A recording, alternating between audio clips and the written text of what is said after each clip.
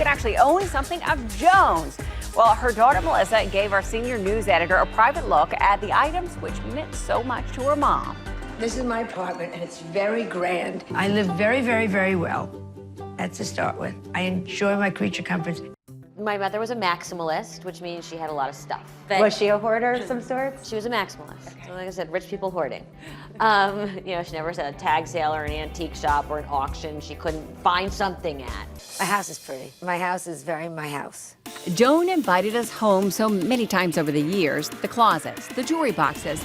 Yeah, she was kind of a secret hoarder. From this pink and black lace gown, opening bid $1,200, to this ruffled cape dress she wore to the 1990 Tonys, 220 pieces of her designer clothing, jewels, and furniture up for auction, now on display at Christie's, New York. So everybody remembers this dress. I mean, It was from famous 2003. one. Wow. Emmys. I mean, she just beautiful that night. A lot of feathers. We have an assortment of different jewelry here. A Judith Lieber bag. Her jewelry, I think, is so special. I once said to her, I love your earrings, and she took them off her ears. Because and they were from her QVC line. Yep, and give them to your grandmother. You can take this too. Give this to your mother.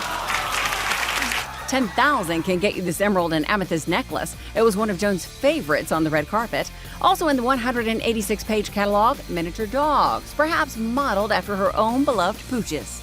Right? That was a good boy. But there are a few things Melissa just couldn't let go of. I kept everything that was on her night table. My favorite room is my bedroom. My bedroom is total fantasy. And your son. Did he get to keep anything from her collection? He got to pick anything he wanted to keep. If you're very good, I'll buy you a new one for your birthday. And on my visit with Melissa last year, I learned of one poignant gift Cooper gave Joan as she was about to pass. He had his baseball hat with him. And here I go now.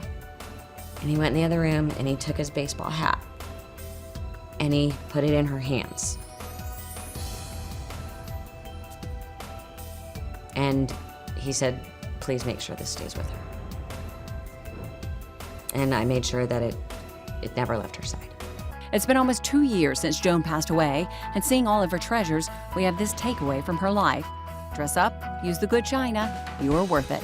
Suddenly now I'm setting the table every night. I am using her dishes. I love having a friend or friends come over for dinner and having a pretty dinner with the good dishes. She loved living a gracious and beautiful type of life. It is so important. Thank you all for being here, and I thank God for another wonderful Thanksgiving. You're here.